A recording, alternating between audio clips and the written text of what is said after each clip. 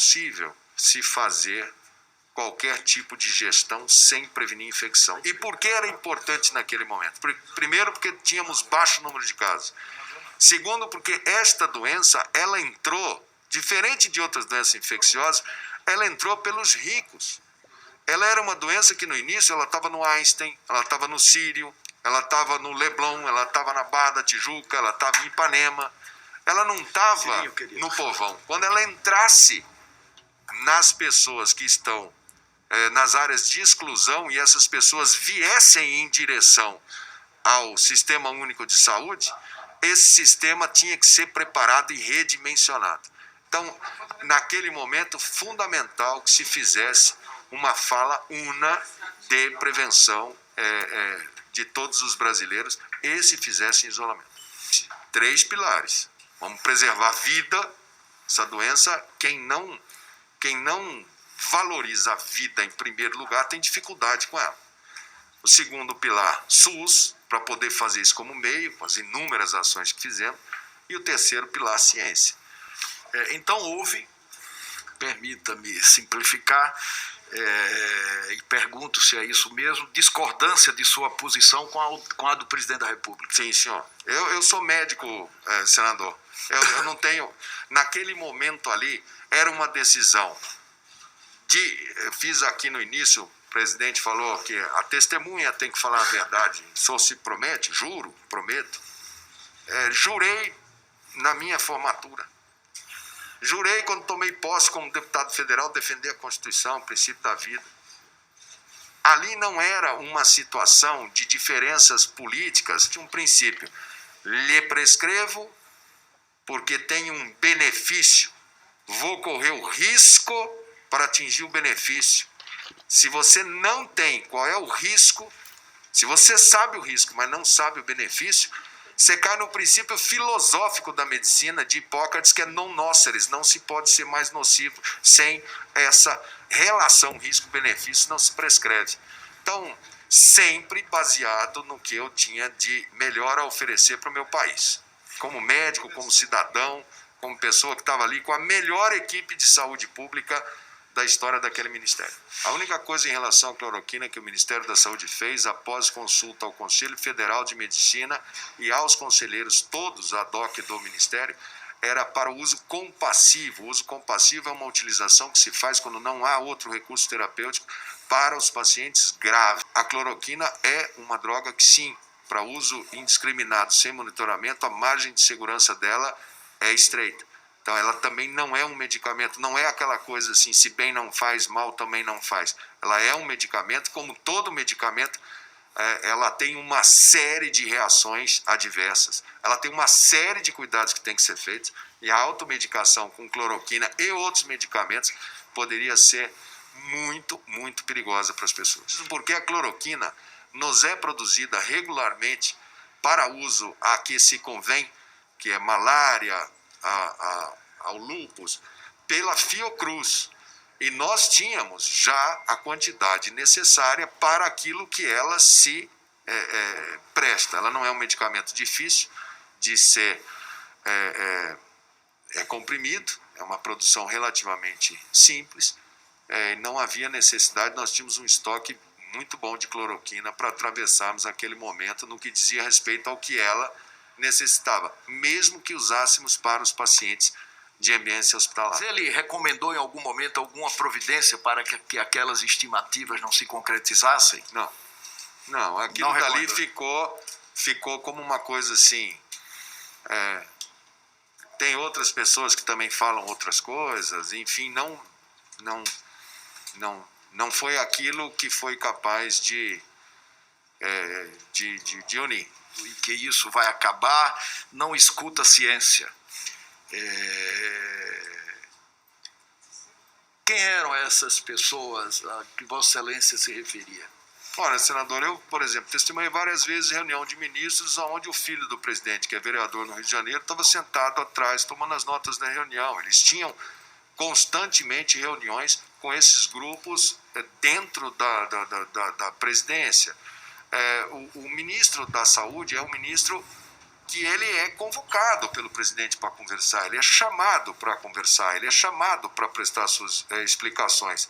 Eu tive dentro do Palácio do Planalto quando fui informado, após uma reunião, que era para eu subir para o 3º andar, porque tinha lá uma reunião de vários ministros e médicos que iam propor esse negócio de cloroquina, que nunca eu havia conhecido. Quer dizer, ele tinha um assessoramento paralelo. Nesse dia havia sobre a mesa, por exemplo, um papel não timbrado de um decreto presidencial para que fosse sugerido daquela reunião que se mudasse a bula da cloroquina na Anvisa, colocando na bula a indicação de cloroquina para coronavírus. E foi, inclusive, o próprio presidente da Anvisa, Barra Torres, que estava lá, que falou isso, não. E o ministro Jorge Ramos falou, não, isso daqui não é nada da lavra daqui, isso é uma sugestão. Mas é uma sugestão de alguém. Alguém pensou, se deu ao trabalho de botar aquilo num formato de decreto. Quais eram os adversários que o senhor percebia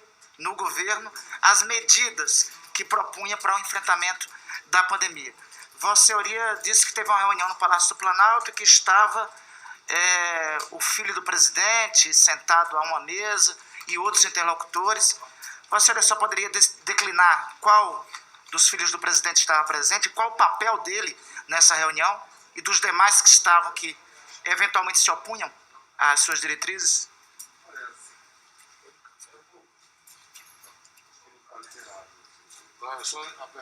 Assim. Olha, a presença... eu tinha dificuldade, por exemplo, relações com a China. Eu tinha um Ministério de Relações Exteriores que eu precisava muito, porque eu era dependente de insumos que estavam na China, insumos que eu tinha que trazer para dentro do Brasil. Então era mais do que necessário que nós tivéssemos um bom diálogo com a China. Então eu tinha dificuldade com o ministro de Relações Exteriores. O outro filho do presidente, que é deputado, Eduardo, ele tinha rotas de colisão com a China através de Twitter, um mal-estar. Eu fui até um certo dia ao Palácio do Planalto, eles estavam todos lá, os 3 filhos do presidente e mais assessores, que são assessores de comunicação. Disse a eles, olha, eu preciso conversar com o embaixador da China, eu preciso que ele nos ajude. Pedi uma reunião com ele, posso trazer aqui? Não, aqui não. Eu ia trazer acabei fazendo por telefone, eu ia fazer essa reunião na OPAS, que é um mecanismo internacional. Então existia uma oposição a qualquer diálogo com a China? Existia uma dificuldade de superar essas questões. 11 de abril de 2020, em Águas Lindas de Goiás, o presidente da República, em determinado momento, teria dito ao governador Caiado a seguinte frase: vamos contaminar todo mundo logo de uma vez, em uma alusão à disseminação de Covid-19 para atingir a imunidade de rebanho. No dia 3 de abril, Vossa Excelência, ou poucos dias antes, essa é uma matéria do dia 3 de abril da revista Isto É, diz que numa conversa com o presidente, em que travava esse diálogo sobre a necessidade ou não do isolamento social, Vossa Senhoria teria dito a ele: nós estamos preparados para o pior cenário, com caminhões do Exército transportando corpos pelas ruas, com transmissão ao vivo pela internet. Eu fui até onde estava a comitiva do governador Caiado.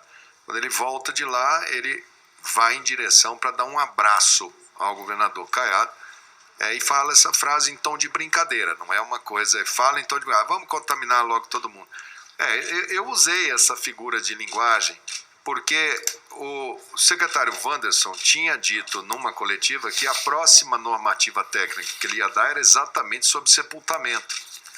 E o presidente achou que aquilo era muito mórbido. Vocês vão baixar uma regra sobre caixão, mas é necessário, porque você tem toda a questão de lençol freático, por isso 2 sacos plásticos grossos, você tem uma série de coisas ali. E no dia dessa reunião, explicando, foi o dia que eu entreguei essa carta, inclusive, eu falei, olha, o senhor tem que estar preparado para todos os cenários, inclusive um cenário de colapso O funerário. presidente da República assumiu por conta e risco a adesão à tese de que a busca da imunidade coletiva ou imunidade de rebanho foi a linha que ele adotou. Tanto que várias vezes ele disse, isso é como chuva, todo mundo vai se molhar, quando 70% tiver pegado, está tudo bem. O que se é verdade, ministro, é uma ação altamente criminosa, sabendo inclusive das consequências em termos de números de mortes e mais. Acho que sim, porque essa era uma fala muito comum dessas personagens que eu citei.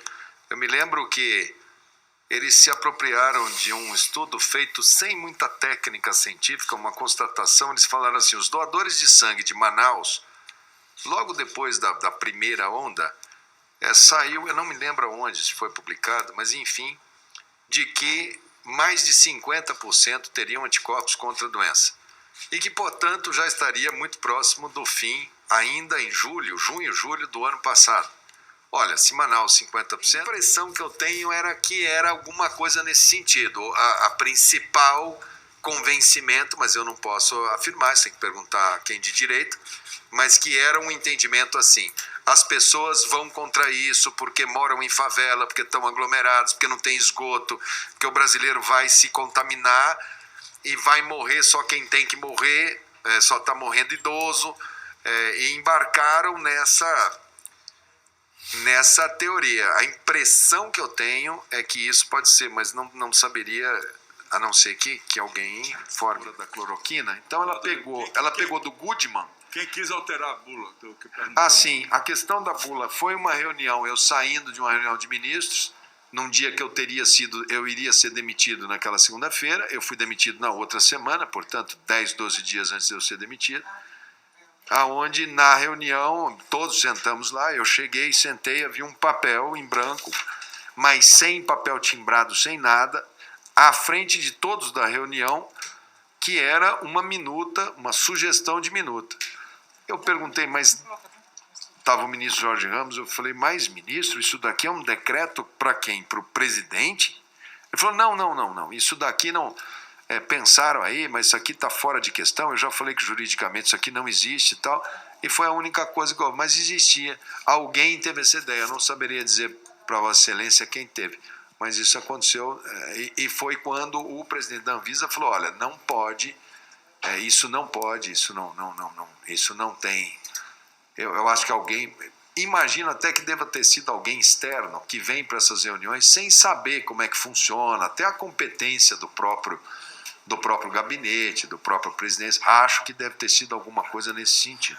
Mas ela foi prontamente encerrada, rechaçada naquela reunião. Era uma assessoria dessas pessoas no entorno do presidente. Você ia ao gabinete, eles estavam lá, você ia na Câmara lá.